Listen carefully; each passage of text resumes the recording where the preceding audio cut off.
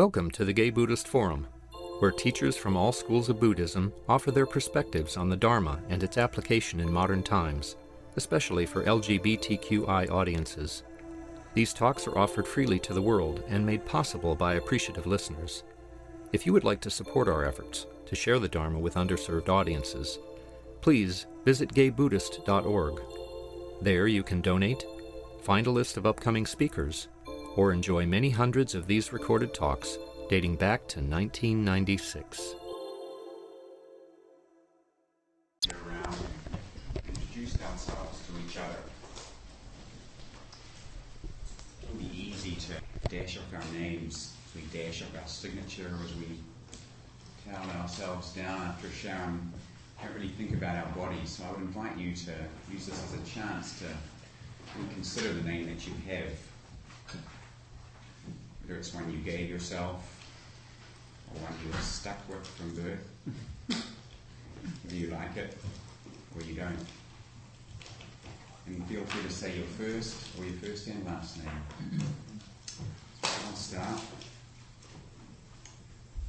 My name is Dean Bellerby. My name is Douglas. My name is Oscar Saginoya. My name is Peter. My name is Andrew.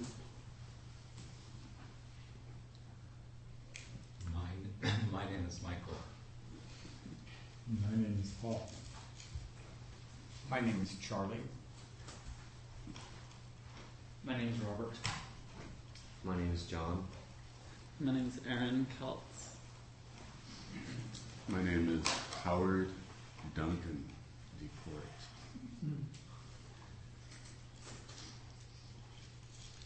Baruch Golden. My name is Ray Dyer. My name is Lee Robbins. I'm Jim. Jim Stewart. I'm Tomas. My name is Stephen Blumenthal. Peter. My name is David Axel. My name is Harva Wittenga. I'm Bill Childs. And I'm Scott Davis. Rick. My name is Pierre. Adrian Tiller. I'm Robert. My name is Tad. I'm Richard. I'm Jack Busby. And I'm Larry Wish.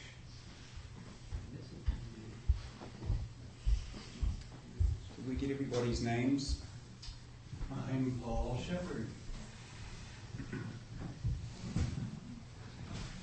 Oh, none Clark.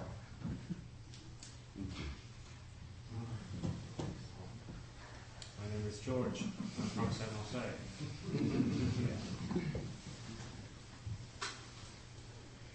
Dear Mr. Bellerby, I've just started to get your newsletter, though I'm not a gay man.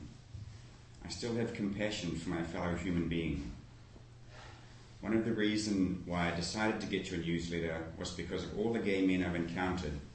They were always insightful and upfront. With that in mind, I subscribed to your newsletter. I can say that I've not one complaint. Now on to why I write. In your June-July issue, I see on the calendar you have Poetry Day on July 27th, saying that you can bring a poem or prose selection that captures something you want to share with the men of GBF. Happy is he who is forever faced with the hour of his death and prepares himself for the end every day. This is a quote that I lived by during the first 9 years of my imprisonment while I was on Texas death row. As an 18-year-old immature kid, I only thought that I had to live what was left of my countdown to death. So in living, I prepared for death, knowing I did all I could in my limited confinement. As Thich Nhat Hanh says, mindfulness is a kind of energy that helps us to be aware of what is going on. I was mindful, but mindful of my limited life, so I partook in the wrong liberation of my last days on earth. As it is, I was granted a commune of my death sentence to life, and I made a promise to myself to really enjoy life. During this time, I came upon a book called Be Free Where You Are by Thich Nhat Hanh, in which he states, "There is no happiness without freedom, and freedom is not given to us by anyone. We have to cultivate it ourselves." Once I was able to apply that to my daily life, I really, after almost 12 years of being locked up, am able to say I am free. I'll close with this and I'm gone. I was sent to death row a child and grew into the man I am now, who others look to for support and structure. But out of this hell I've become free. My freedom, which once I thought was a given, isn't but a shame, an ill-conceived thought I had in my mind of where I was able to go and do. Never could I fathom that if one isn't spiritually and mentally free, then he isn't. He's just a slave in sightless chains. I've become very mindful of my walk, talk, the very air I breathe. But only through awakening did I become aware of my freedom. Stop, my fellow man, woman, and child. Stop, I implore you to be free. Truly from Ansel K. Jones, Telford Unit, New Boston, Texas. I think that's probably as good an introduction as anything to Poetry Day. So the floor is open. Whoever wants to share something, a reading, a song, anything you've written or anything you like from anyone else, feel free. And if you want to explain or describe why that resonates with you, that would be lovely too. I brought a poem that I wrote. It's a love poem, a same-sex love poem, and fun to read here because it's also about non-duality. It rhymes. I never wrote in rhyme before. It rhymes at the end of all the lines except at the very, very end, where your ears will not hear any rhyme, but your mind will. So you could even say it rhymes at the end. And there's a head note, which you could tell on paper because it's in italics, but it's just 6 lines by Bruein. He says, "If I look at you, I see my own image. If I look at my own, I see yours, a flame. I have thrown duality away like an old dish rag. I see and know all times and worlds as one, always one." And my poem is called One and One. The ocean was only steps away, but your eyes were deeper, more blue. No sea of troubles there this day, only kindness swelling, and so I swam in you. I saw in your eyes my own surprise when your caress touched the aloneness I had invented. And as my loneliness relented, your eyes began welling, an ocean in a single drop that reached a shelf, came to a stop, spilled onto your cheek, sadness turning itself to joy, or so to speak, since joy and sadness were, through tears, a blur. If I shrank or if my spirit sank, you were a buoy, allowing no breach between a boy and a boy. We let hearts preside until we were as wide as San Gregorio Beach. The sky loved us that day. I could not say where my skin ended and the sun's embrace began, or how much your touch mended a hurt place as we lay cradled in the sand. Clouds looked like a spine that seemed to invite us to walk hand in hand with the divine. The wind wanted to sing, but we didn't fly our kite. I flew myself instead and let go of the string when you said, This arithmetic was new. 1 and 1 is 1.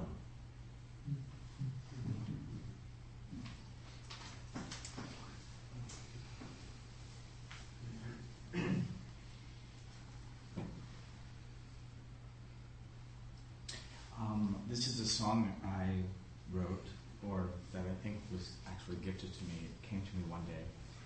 And I did a vision quest about 3 years ago, and Spirit said to sing this song every day of my life, and I do, and it brings me great joy. So I'll share it with you. It's called the Sun Song.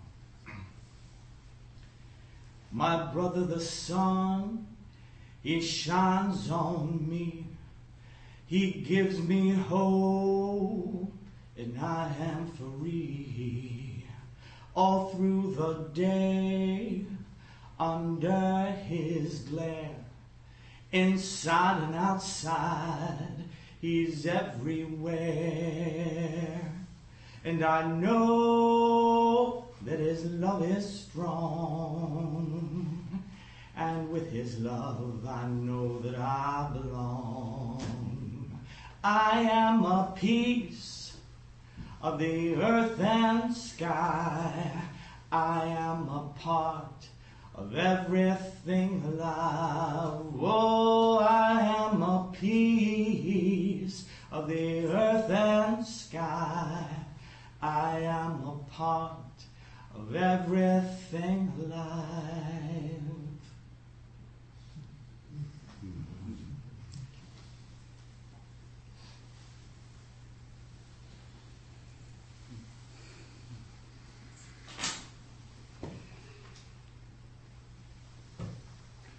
I have one by Mary Oliver called Wild Geese. You do not have to be good. You do not have to walk on your knees for 100 miles through the desert repenting. You only have to let the soft animal of your body love what it loves. Tell me about your despair, yours, and I will tell you mine. Meanwhile, the world goes on. Meanwhile, the sun and the clear petals of the rain are moving across the landscapes, over the prairies and the deep trees, the mountains and the rivers. Meanwhile, the wild geese, high in the clean blue air, are heading home again. Whoever you are, no matter how lonely, the world offers itself to your imagination, calls to you like the wild geese, harsh and exciting, over and over, announcing your place in the family of things.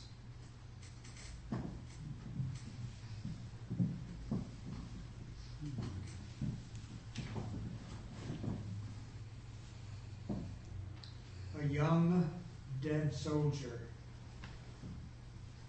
Over there, down a way, in the woods where once the oak and birch trees stood, a young man moves out, surveys the field, hiding wisely while bushes conceal. But an enemy spots him, tracks his young game, has him firm in his gun sight, wonders his name. See the flash of the bullet spark through the dust, the spot where it enters, a death song, a fuss. His young target falls, he bleeds as he sighs. He will bake in the sun with bright staring eyes, serenaded by crickets and tasted by flies. O Lord, in your heaven, suffer the brave. Crazy wars, crazy people.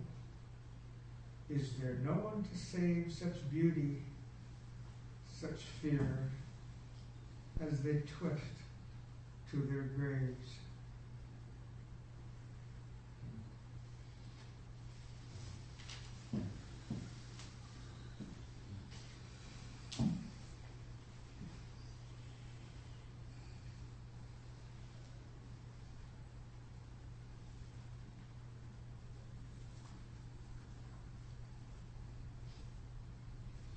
I have two short pieces to read, one by me, one by Gay Hendricks, and as I've been thinking about it, they're The one by me is sort of about the two levels of Buddhist reality. The one by me is kind of the ultimate level, and the one by Gay Hendricks is about the philosophical level, and the one by Gay Hendricks is about the practical or applied Buddhism.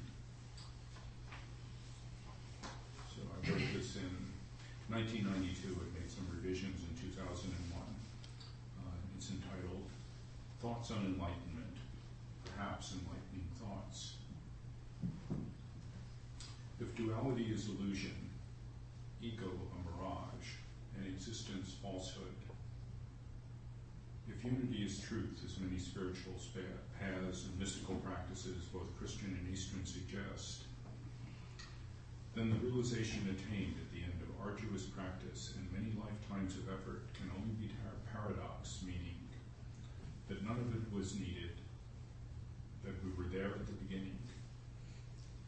All the effort served simply to teach us that none of it was necessary. Nowhere to get to, nothing to do. Present moment, perfect moment. And the other one by Gay Hendricks, who's not gay, but it's gay sensibility.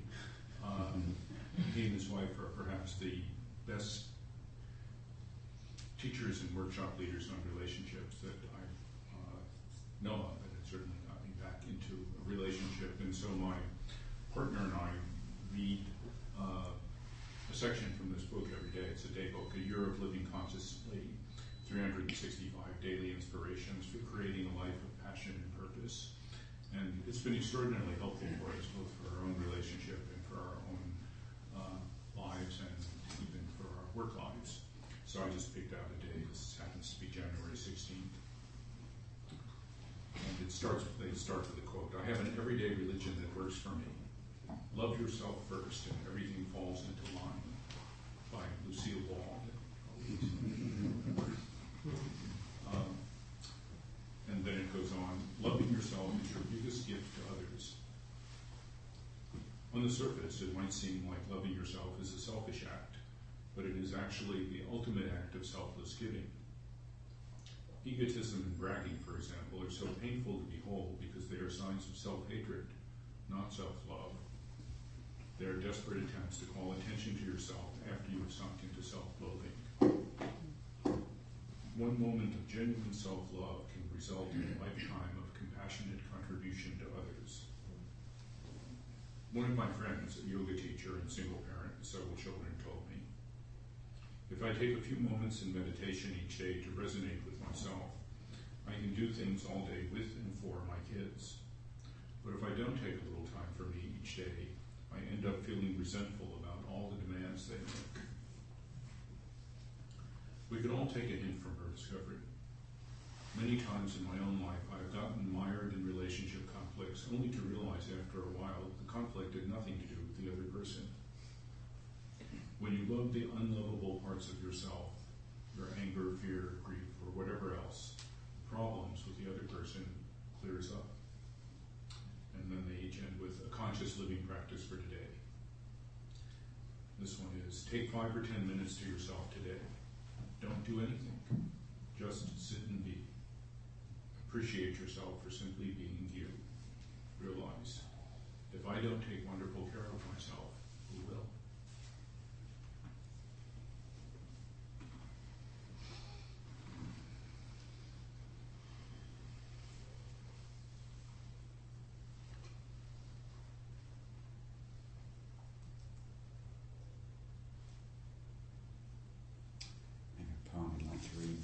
It's called At the Corner Store by Alison Luterman.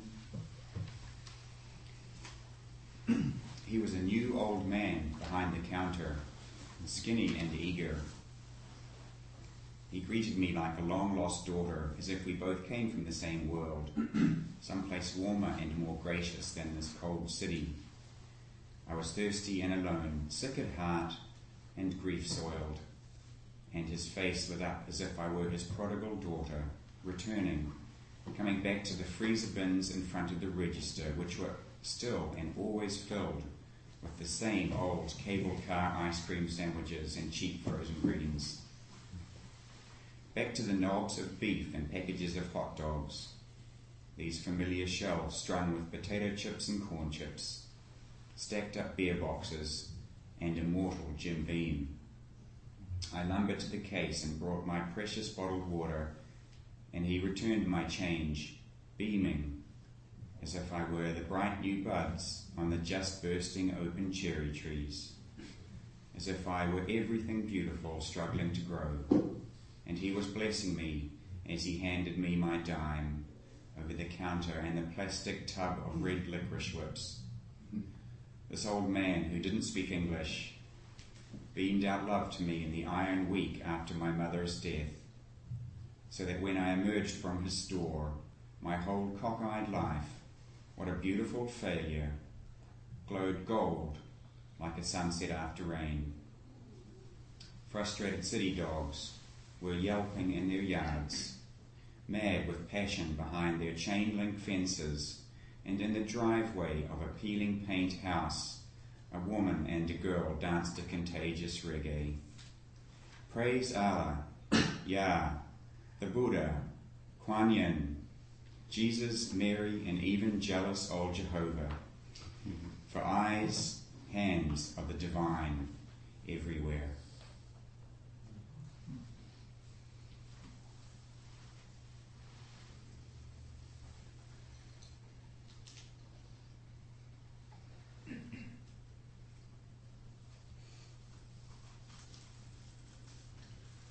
I didn't realize today was Poetry Day, so I was able to bring a poem, but this has come up in me. Oh, oh, oh, oh, oh, oh, oh, oh, oh.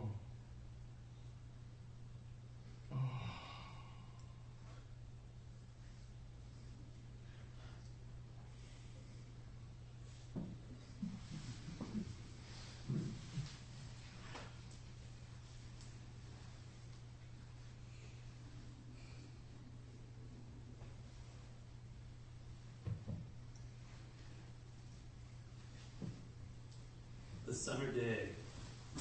Who made the world? Who made the swan and the black bear? Who made the grasshopper? This grasshopper, I mean, the one who has flung herself out of the grass, the one who's eating sugar out of my hand, who's moving her jaws back and forth instead of up and down, who is gazing around with her enormous and complicated eyes. Now she lifts her pale forearms and thoroughly washes her face. Now she snaps her wings open and floats away. I don't know exactly what a prayer is.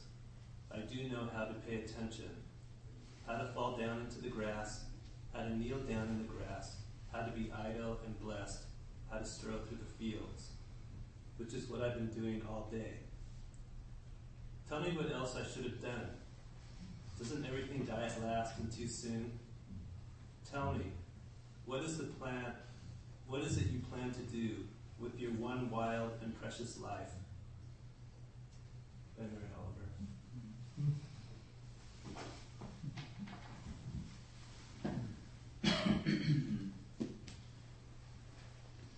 I have a little bit of,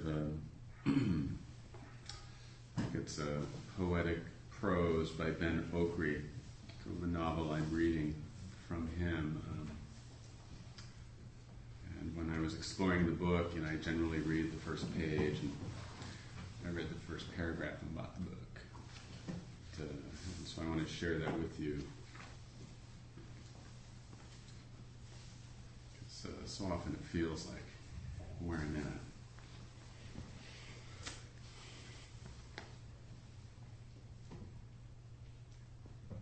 In the beginning, there was a river. The river became a road, and the road branched out to the whole world. And because the road was once a river, it was always hungry. In that land of beginnings, spirits mingled with the unborn. We could assume numerous forms. Many of us were birds. We knew no boundaries. There was much feasting, playing, and sorrowing. We feasted much because of the beautiful terrors of eternity. We played much because we were free. And we sorrowed much because there were always those amongst us who had just returned from the world of the living. They had returned inconsolable for all the love that they had left behind, all the suffering they hadn't redeemed, all that they hadn't understood, and for all that they had barely begun to learn before they were drawn back to the land of origins. There was not one amongst us who looked forward to being born. We disliked the rigors of existence, the unfulfilled longings, the enshrined injustices of the world, the labyrinths of love, the ignorance of parents, the fact of dying, and the amazing indifference of the living in the midst of the simple beauties of the universe. We feared the heartlessness of human beings, all of whom were born blind, few of whom ever learned to see. So I bought the book.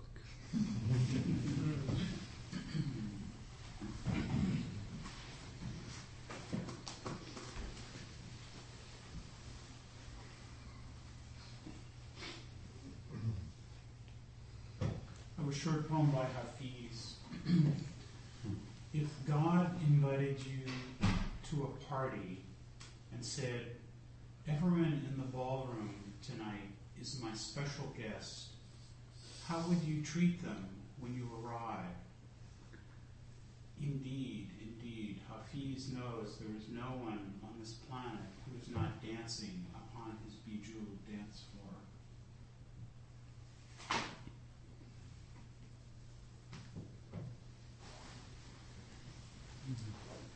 I have a poem by Bruein that has spoken to me so much about my compulsions to repress my emotions.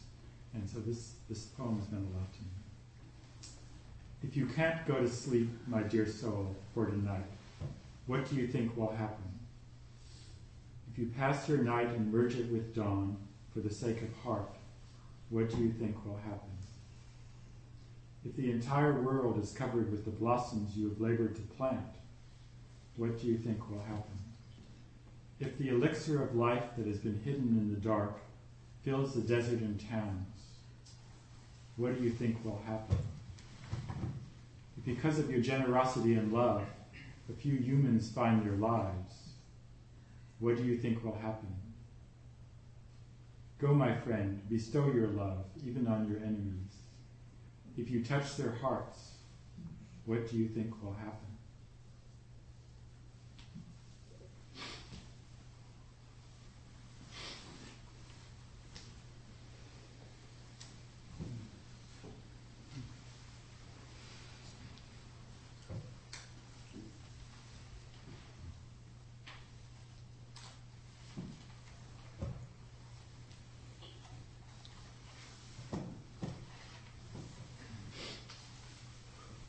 I ran across this quote from Franz Kafka, who we often associate with being fairly dark and brooding, and yet I read his diaries as well as letters to a couple of women who he kind of had furtive but aborted kind of connections with, and discovered this in those writings. He said, "You do not need to leave your room. Remain sitting at your table and listen. Do not even listen, simply wait. Do not even wait. Be quite still and solitary. The world will freely offer itself to be unmasked. It has no choice. It will roll in ecstasy at your feet."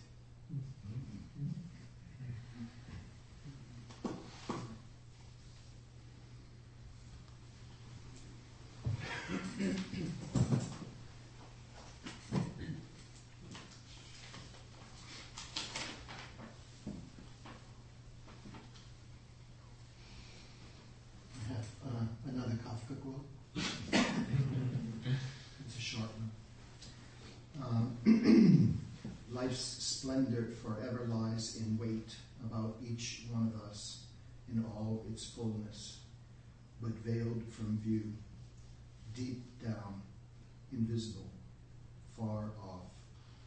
It is there, though, not hostile, not reluctant, not deaf. If you summon it by the right word, by its right name, it will come.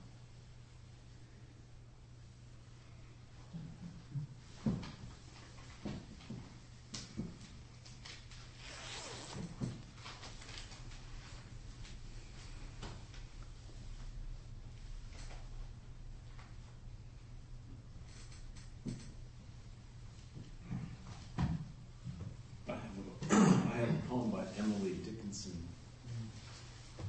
Tell all the truth, but tell it slant. Success in circuit lies, too brilliant for our brief command, the truth's superb surprise. As lightning to the children is eased with explanation kind, the truth must dazzle gradually, or every man be blind.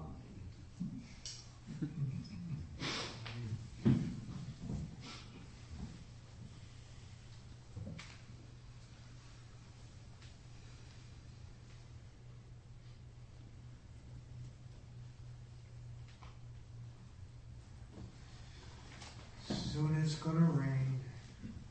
I can see it. Soon it's gonna rain. I can't tell. Soon it's gonna rain. What are we gonna do? Soon it's gonna rain. I can't feel it. Soon it's gonna rain. I can't tell. Soon it's gonna rain. What'll we do with you? We'll find 4 limbs of a tree. We'll build 4 walls in a floor.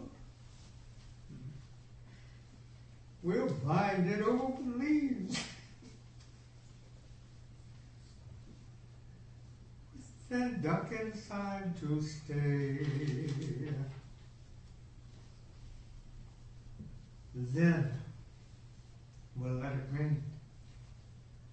We'll not feel it. Then we'll let it rain. Rain pell-mell. And we'll not complain. If it never stops at all, we'll live and love within our own folds.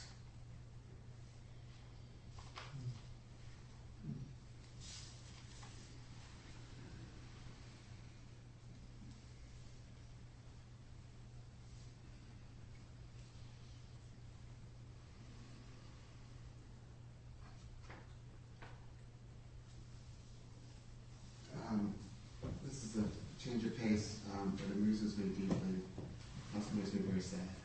It's by Billy Collins. It's called The Lanyard. The other day, as I was ricocheting slowly off the blue walls of this room, bouncing from typewriter to piano, from bookshelf to an envelope lying on the floor, I found myself in the L section of the dictionary, where my eyes fell upon the word lanyard. No cookie nibbled by a French novelist could send one more suddenly into the past. A past where I sat at a workbench at a camp by a deep Adirondack lake, learning how to braid thin plastic strips into a lanyard, a gift from my mother. I had never seen anyone use a lanyard, or wear one if that's what you did with them. But that did not keep me from crossing strand over strand again and again until I had made a boxy red and white lanyard for my mother. She gave me life and milk from her breast, and I gave her a lanyard. She nursed me in many a sick room, lifted teaspoons of medicine to my lips, set cold face cloths on my forehead, then led me out into the airy light and taught me to walk and swim, and I in turn presented her with a lanyard. Here are thousands of meals, she said, and here is clothing and a good education. And here's your lanyard, I replied. which I made with a little help from a counselor. Here's a breathing body and a beating heart, strong legs, bones and teeth, and 2 clear eyes to read the world, she whispered. And here, I said, is a lanyard I made at camp. And here I wish to say to her now is a smaller gift, not the archaic truth that you can never repay your mother, but the rueful admission that when she took the 2-tone lanyard from my hands, I was as sure as a boy could be that this useless, worthless thing I wove out of boredom would be enough to make us even.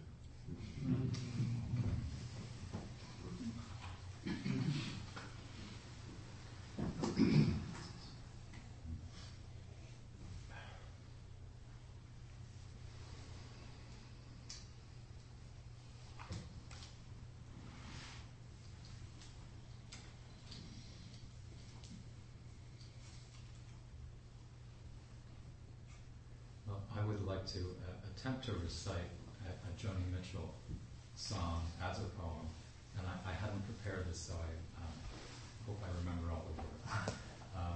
It's called Jericho, and I heard this song when I was a sophomore in college in 1976, and it really spoke to me. I'll try to keep myself open up to you. That's a promise that I made to love when it was new. Just like Jericho, I said, let these walls come tumbling down. I said it like I finally found a way to keep the good feelings alive. I said it like it was something to strive for. I'll try to keep myself open up to you and approve your self-expression. I need that too. I need your confidence and the gift of your extra time. In turn, I'll give you mine. It's a rich exchange, it seems to me. It's a warm arrangement. Anyone will tell you just how hard it is to make and keep a friend. Maybe they'll short sell you, or maybe it's you, Judas, in the end, when you just can no longer pretend that you're getting what you need, or that you're giving out anything for them to grow and feed on. I'll try and keep myself open up to you. It gets easier and easier to do. Just like Jericho, I said, let these walls come tumbling down. Let all these dogs go running free, the wild and the gentle dogs kenneled in me.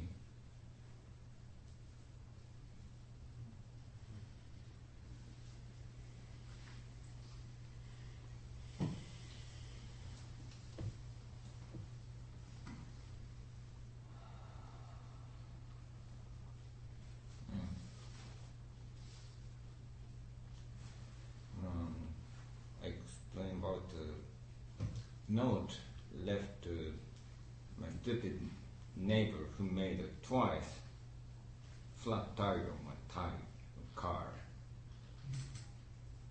Of course, he doesn't leave any evidence who did, but absolutely the next neighbor get bothered by parking. I even legally parked every time. God does everything in His time. Therefore, you should patiently wait for the salvation of the Lord.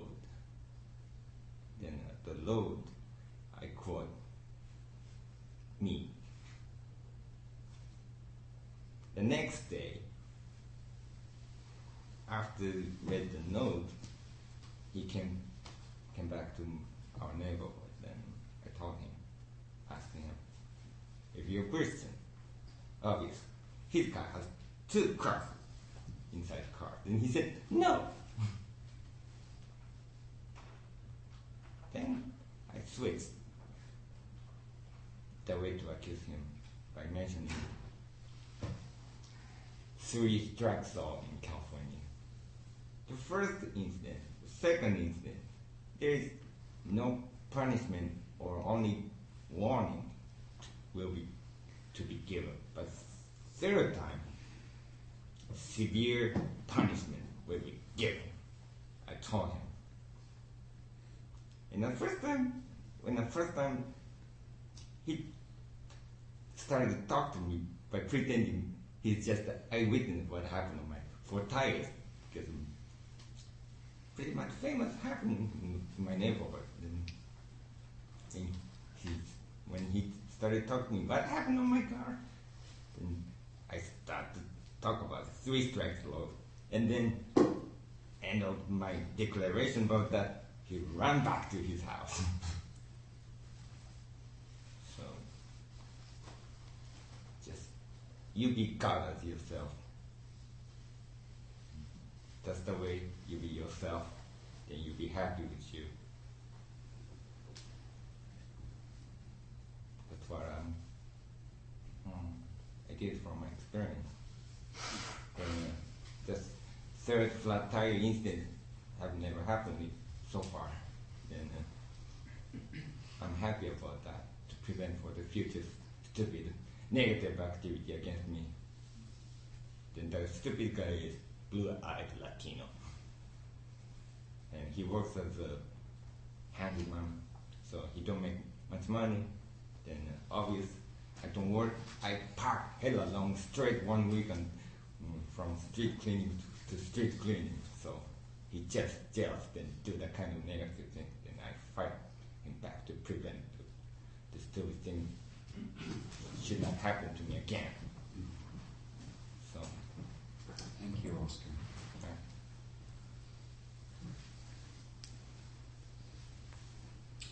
Does anyone have something that they haven't yet had a chance to share? Yeah, I'm a little caught off guard being a week back, just back from vacation. I didn't know we were doing this, but here's a little song that I've lived my entire life with. My father was a social worker at Grand Central Station in New York, and before the McCarthy era, they had when I was very, very young, people in his office made progressive ditties on records. So here's a progressive ditty. I'm proud to be me, but I also see you're just as proud to be you. We may look at things a bit differently, but lots of good people do. That's just human nature, so why should I hate you for being as human as I? We'll get as we give if we live and let live, and we'll both get along if we try. I'm proud to be me, but I also see you're just as proud to be you. It's true, you're just as proud to be you.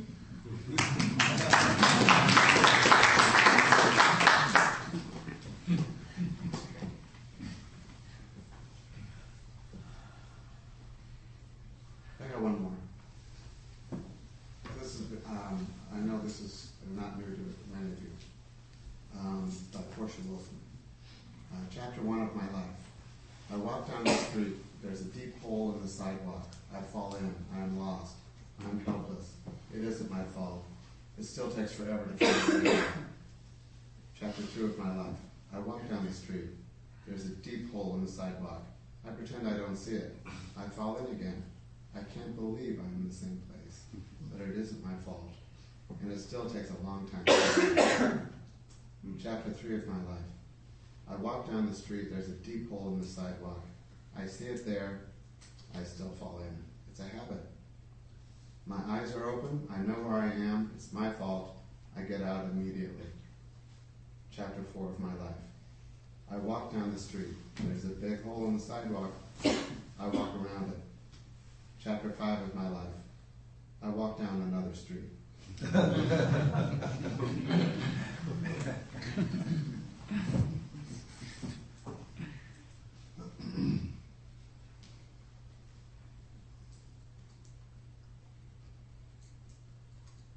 I wonder if there's a way at the website to have a list of the poems and the authors, and for those which haven't been published, in the text, in the spirit of non-attachment. Actually, they are being recorded, so it will be posted on the website, everything that's been spoken today. But I don't believe we actually have a system for doing anything. That's good enough. Yeah. Send it in to Michael Langdon, was here. He's the editor of the newsletter. I don't know if you're calling this book.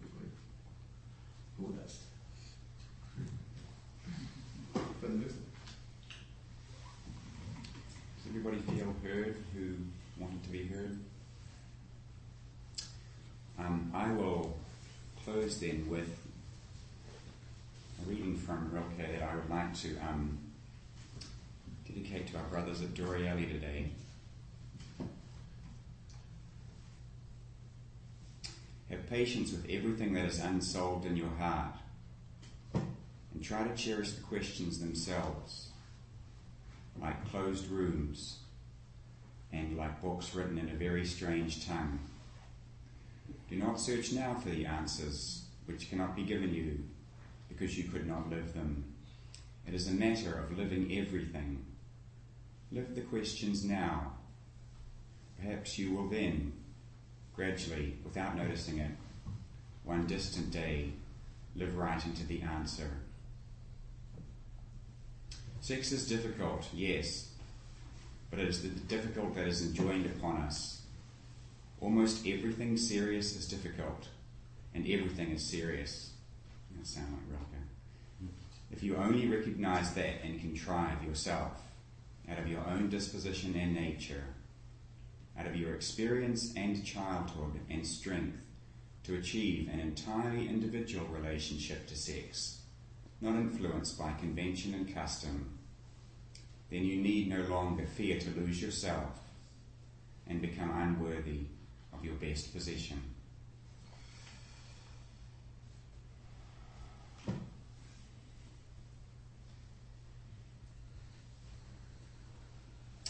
Thank you all.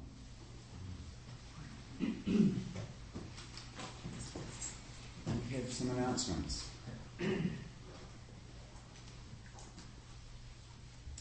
Hi, I'm Jack. Every other month I make an announcement about sending out the newsletter, and that's what we need to do today. So I need some volunteers to help collate and stamp and label. But I also just wanted to mention that I'm the last, I make this announcement every other month, and I'm the last person in a line of a lot of other people that contribute to making this. I just want to mention them. As Jim said, Michael Lang is the editor. Jim and others have done heroic efforts in transcribing many of the talks that go into the newsletter. Michael Gable formats it and does all the graphics and gets it to the printer. Todd Pope and Robin Levitt both manage the labels that go to regular recipients and prisoners, which are about 2/3 of the 250 we're sending out now. So there's a lot of people that are involved in that, which are all representing us. And I just wanted to note them. So if 8 or 10 people could help, it goes quickly, and it's a few minutes after our social time up there. Thank you.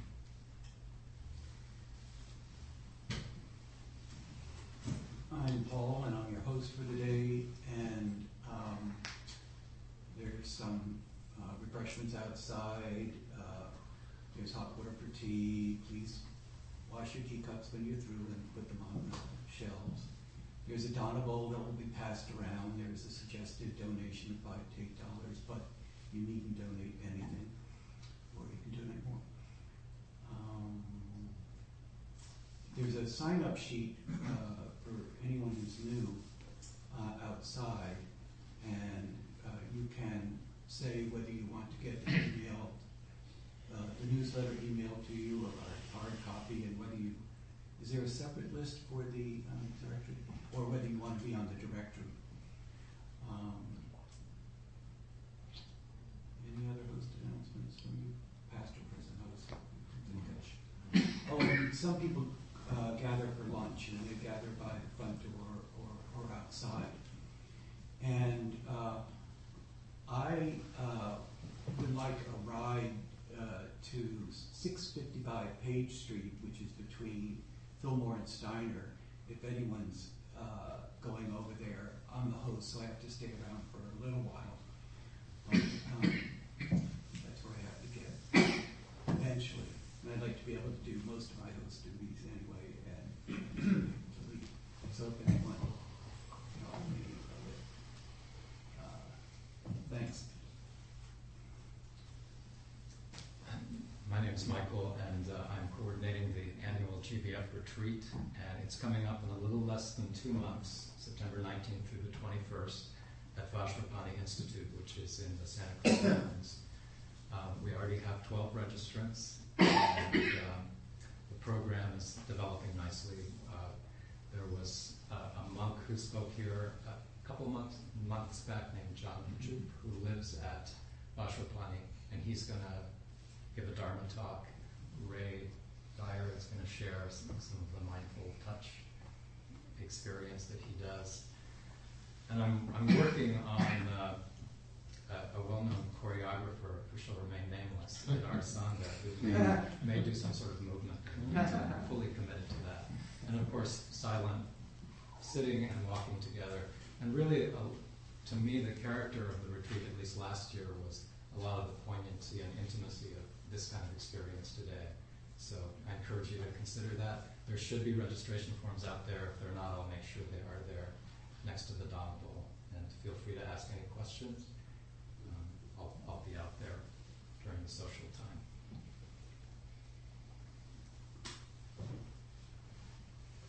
time. I've made this announcement before. This Friday and Saturday at Davies, the San Francisco Choral Society is going to do a rousing job of presenting Benjamin Britten's War Requiem. Mr. William Childs, who's a great tenor, is going to be also singing, and it is a big piece. It's just enormously difficult and quite gorgeous, so I recommend it. Do you have any other things you want to add? Just the poetry in this, it's very, this work is big and it's also very intimate and compact, and he intersperses some beautiful poems by Wilfred Owen, anti-war poems. So I think Wilfred Owen died in World War I. 2 weeks before the end. Yeah, so it's an extremely moving piece. I've seen it performed live 3 times in my life, and each time has been quite memorable. It has a profound effect on its audience. So please, if you can, come. When and where? It's at Davies Hall, Friday and Saturday evenings. I think both performances are there. Which dates? This coming. August 1st and 2nd. Thank you. You can get tickets at the City Box Office. Or at the Google City Box Office. And I'm Howard and with the program committee, but before I make a program committee announcement, I was really going to wonder if I could ask David Axel. David, if you would write out that poem.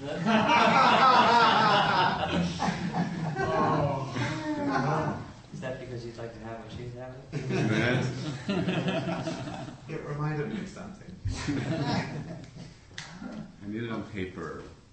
I'm part of the program committee. There are other members of the program committee here today. Pretty good representation. Dean and Baruch and Jim and anyone else. 2 of our members are on vacation. And we're responsible for the program here at GBF. Speakers, thematic ideas.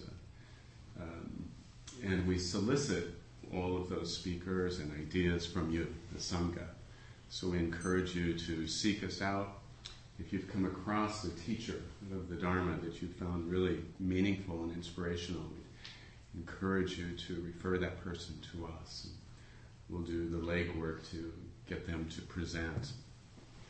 We're also in transition. I think many of our members have come to some completion in their work on the program committee, and some new spaces are opening up. So if it's an idea that brings you serving in that capacity in the Sangha, and it brings you joy and happiness, around which you can have laughter and celebration, talk to any of us about your interest in becoming a part of the program committee.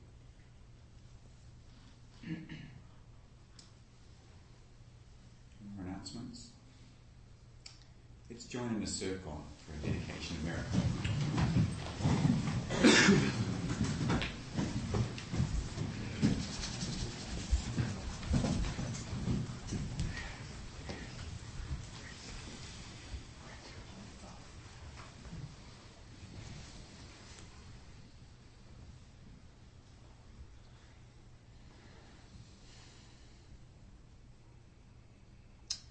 By the power and truth of our practice here today, may all beings take the opportunity of existence to become free.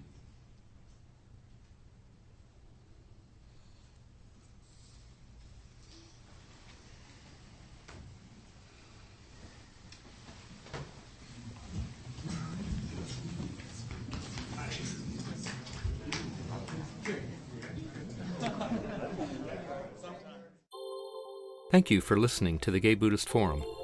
If you would like to hear several new talks per month and be notified of upcoming speakers so you can participate live, please subscribe to this podcast, like us on Facebook, and join our mailing list by visiting gaybuddhist.org.